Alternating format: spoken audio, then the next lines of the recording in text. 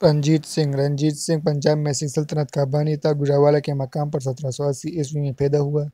بچپن میں ہی اس کی بھائی آنچی چک سے ضائع ہو گئی تھی۔ سردار مہان سنگھ کا بیٹا تھا۔ 12 برس کا تھا کہ اس کا باپ مر گیا اور وہ مسل کا سردار بنا۔ 16 برس کی عمر میں اس کی شادی کنیا مسل میں ہوئی اور ان دو مسلوں کے ملاپ سے رنجیت سنگھ لٹیرے کی طاقت اور مضبوط ہو گئی۔ پنجاب پر مسلمانوں کی حکومت تھی مگر یہ صوبہ سکھ لٹیروں اور ڈاکوؤں کی وجہ سے مسلمانوں کے اثر سے باہر ہو رہا تھا۔ شاہ زمان ولی کابل احمد شاہ ابدالی رحمۃ اللہ علیہ کے نواسے نے سکھ لٹیروں کو سبق سکھانے کے لیے پنجاب پر حملہ کیا مگر سکھ اسے دیکھ کر بھاگ گئے اور وہ اپنی خفیہ پناہ گاہوں میں جا چھپے۔ شاہ زمان نے انہیں ڈھونڈنے کی سرتور کوشش کی مگر ناکامی ہوئی کیونکہ وہ جنگلوں، پہاڑوں اور اپنی مضبوط قلعوں میں بھاگ کر چھپ گئے تھے۔ شاہ زمان کابل کو واپس جانا پڑا کیونکہ اس کی عدم موجودگی کے باعث دارالحکومت میں بغاوت کے آثار نمایاں ہو چکے تھے۔ اس کے بھائی نے بغاوت کر دی تھی۔ اس نے لاہور اور پنجاب کو اس کے حال پر چھوڑ دیا اور واپس کابل روانہ ہو گئے۔ لاہور شہر سکھ لٹیروں کے قبضے میں تھا۔ حکومت نام کی کوئی چیز ختم ہو چکی تھی۔ سکھوں کی لوٹ مار سے عوام، ہندو، مسلم، سکھ سبھی تنگ و پریشان تھے۔ آخرکار سکھ لٹیرے رنجیت سنگھ نے 19 برس کی عمر میں 1799 میں لاہور پر قبضہ کر لیا۔ شہر میں قتل و غارت کا بازار گرم کر دیا جس نے پنجاب کی بیٹیوں کے ساتھ بادشاہی مسجد میں ریپ کی داستانیں رقم کیں۔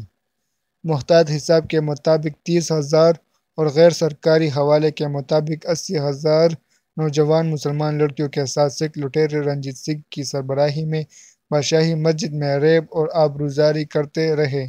بادشاہی مسجد کو گینگ ریپ کا مرکز بنا دیا گیا۔ مسلمان لڑکیوں کی آہ و پکار پورے لاہور میں گونج رہی تھی اور سکھ لٹیرے شراب کے نشے میں دھت ہو کر غیرت مسلم کا مذاق اڑاتے رہے۔ 3 دن یہ قیامت کا منظر چلتا رہا۔ مساجد کو استبل میں تبدیل کر دیا گیا۔ کئی مساجد کو بارود خانے میں تبدیل کر دیا۔ لاہور کی بادشاہی مسجد میں گھوڑے باندھے اور مستقل طور پر استبل بنا دیا گیا۔ مسلمانوں کی تمام تاریخی عمارتوں، شاہی قلعہ، بادشاہی مسجد، مقبرہ جہانگیر اور نور جہاں، شالیمار باغ وغیرہ سے بیش بہا نادر قیمتی پتھر اور قیمتی سامان لوٹ لیا گیا۔ سکھ لٹیروں نے مساجد، درگاہوں، مقبروں، قلعوں حتیٰ یہاں کوئی بھی قیمتی سامان ان کے ہاتھ لگا اس کالے ڈاکو نے سب کچھ لوٹ لیا۔ کیونکہ رنجیت سنگھ بنیادی طور پر ایک ڈاکو اور لٹیرا تھا اور لوٹ مار اور قتل و غارت اس کی فطرت میں شامل تھا۔ اس حرامی نے اپنے بیٹا ہیرا سنگھ کے نام پر ہیرا منڈی جیسی خلیج جگہ کی بنیاد رکھی اور جگہ جگہ سے طوائفوں کو لا کر آباد کیا جو کہ آج بھی اس ملعون کی حکومت کی واحد یادگار ہے۔ ملتان کے مسلمان نواب مظفر خان کو اپنے اہلویال کے ساتھ شہید کر دیا گیا لیکن ان کے چاہنے والے سرائیکی مسلمانوں نے ان کے نام پر پورا شہر مظفر گڑھ کے نام سے آباد کیا اور آج بھی وہاں کے لوگ نواب مظفر خان شہید سے بے پناہ محبت کرتے ہیں اور اس کی برسی مناتے ہیں۔ پھر اس کانے درندے نے ملتان اور گرد و نواح میں جتنے بھی مسلمان آباد تھے سب مسلمان مردوں اور عورتوں کو اکٹھا کیا۔ ان سب کے کپڑے اتار دیے گئے، ان کے مردوں کو قتل عام کیا اور مسلمان عورتوں کی اجتماعی عصمت دری کی گئی۔ ان گنت مسلمان عورتوں نے اپنی عصمتوں کی خاطر کنوؤں میں کود کر جانیں گنوا دیں۔ پنجاب بھر میں مسلمانوں کا خون پانی کی طرح بہایا گیا۔ اس صورتحال کے پیش نظر بہت سے خاندان پنجاب سے ہجرت کر کے کچھ خاندان دیگر مسلم علاقوں کی طرف پہنچے اور انہوں نے وہاں جا کر اس ظلم اور بربریت کی داستانیں سنائیں۔ گرد و نواح میں بسنے والے مسلمان اقوام خاص کر پٹھانوں نے ان دکھیارے خاندانوں کو اپنے گھروں کے بہترین کمروں اور اپنے حجروں میں خوش آمدید کہا۔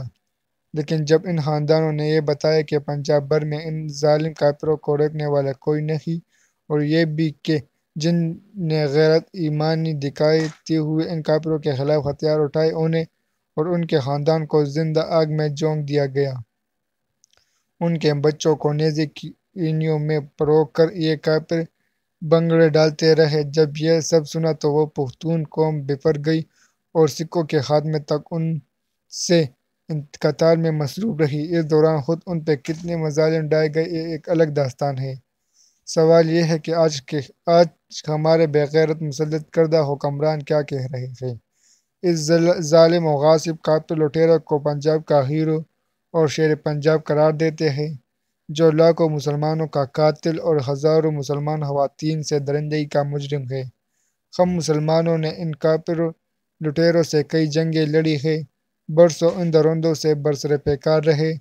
بریلی ہندوستان سے اٹھنے والے سید احمد شہید اور شاہ ولی اللہ کے پوتے شاہ اسماعیل شہید صرف ان مردودوں کے مظالم کے خلاف جہاد کرتے ہوئے اور پنجاب کے مظلوم مسلمانوں کو ان کے ظلم سے بچاتے ہوئے اپنی منزل شہادت پا کر ہمیشہ ہمیشہ کے لیے سرخرو ہو گئے۔ کیا ہمارے ہیرو سید احمد شہید اور شاہ اسماعیل یا یہ ملعون کانا لٹیرا؟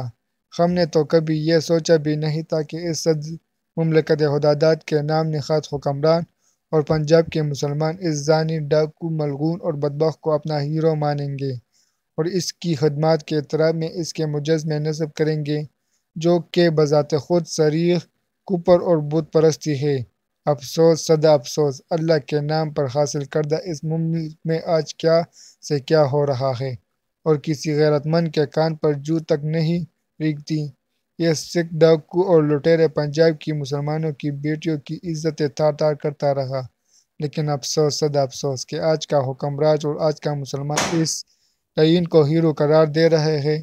ہمیں افسوس یہ ہے کہ ہمارے آباء و اجداد نے ان سے آخری دم تک جنگیں لڑی، کبھی پشاور میں، کبھی در آدم خیل میں، کبھی چارسدہ نوشہرہ میں، کبھی بالاکوٹ میں، کبھی مانسہرہ اور کبھی بٹاگرام اور کبھی ہری پور میں۔ کیا ہمارے آباء و اجداد نے یہ ملک اس دن کے لیے آزاد کرایا تھا کہ ہم کافروں کو یہاں پر ہیرو مانیں گے؟ اور ہیرو بھی وہ جو مسلمان ماؤں کا قاتل ہے، مسلمان بہنوں کا قاتل ہے، مسلمان بیٹیوں کا قاتل ہے، مسلمان معصوم بچوں کا قاتل ہے، جن کے ننھے جسموں کو نیزوں میں پرو کر بنگلے ڈالے گئے۔ افسوس، صدا افسوس کہ جن کے مقدس ہستیوں کا ذکر ہم اسکول میں پرائمری سے لے کر BA تک پڑھ رہے ہیں، سید احمد بریلوی رحمۃ اللہ شہید اور شاہ اسماعیل رحمۃ اللہ شہید، ان کا ذکر اب تک نصابوں کی کتابوں سے حذف کیا جا رہا ہے اور اس ملعون رنجیت سنگھ کے کارنامے پڑھائے جا رہے ہیں۔ آج ہم اپنے مسلمان اجداد کے قاتل کو شیر پنجاب قرار دیتے ہیں اور شاہی قلعے میں اس کے مجسمے نصب کرتے ہیں، اور اگر کوئی غیرت مند اس مجسمے سے اپنی نفرت کا اظہار کرتا ہے تو ہمارے حکمران اور ہمارے بہکاؤ دانشور در سے بلبلا اٹھتے ہیں۔ ظالم اور غیر مسلموں کو ہیرو بنا کر پیش کرنے کی سازش کا آغاز کچھ عرصہ قبل لاہور مال روڈ میں شیطان کا مجسمہ نصب کر کے کیا گیا تھا، جسے چند غیرت مند مسلمانوں کی طرف سے شدید احتجاج کے بعد اتارا گیا، لیکن یہ مجسمہ آج بھی لاہور میوزیم کے لان میں موجود ہے اور ہماری ملی بغیرتی اور بے ہمتی کا مذاق اڑا رہا ہے۔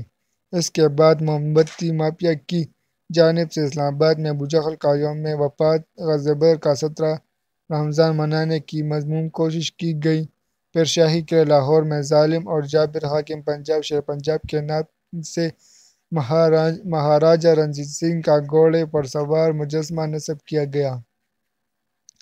پشاور قلعہ بالا حصار، جو کہ فرنٹیئر کور ہیڈ کوارٹر بھی ہے، میں اس کی تصویر لگائی گئی اور اب سندھ میں راجہ داہر جیسے ظالم کے مجسمہ نصب کرنے کی مہم جاری ہے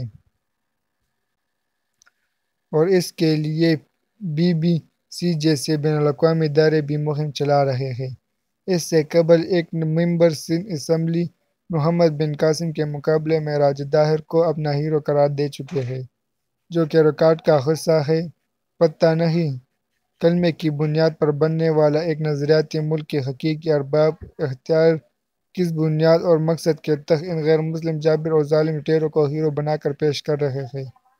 اپنے آپ کو وسیع النظر، روشن خیال، سیکولر، لبرل اور ماڈریٹ باور کرانے کے لیے مزید کتنے بلنڈر کا سہارا لیں گے؟ ان ارباب اختیار کو یہ بات یاد رکھنی چاہیے کہ یہ ملی بے ہمتی ان میں کچھ بھی کر لے، یہود و نصارہ کے نزدیک یہ مسلمان ہی رہیں گے۔ معلوم نہیں ان کو اپنے آپ کو مسلمان ظاہر کرنے سے کیا تکلیف اور پریشانی ہے، اور تاریخی اعتبار سے نسل نو کو کس گمراہی میں و ضلالت کی طرف دھکیل رہے ہیں۔ بحیثیت مسلمان اسلامی تاریخ ہمارے لیے قابل احترام و اعتبار ہے۔ صحابہ کرام اور تابعین اور مجاہدین اور اسلامی قیادت کی موجودگی میں جو کار خیر اور مہمات سر کیے گئے وہی ہمارے درشہ تاریخ، دین، اخلاقیات کا حصہ ہے۔ اس پر نہ تو شرمانے کی ضرورت ہے اور نہ مسخ کرنے کی۔ جن لوگوں کو اپنی اسلامی تاریخ اور ثقافت سے چڑ ہے وہ لوگ اسلامی اقدار کے نمائندہ ہرگز نہیں آئے۔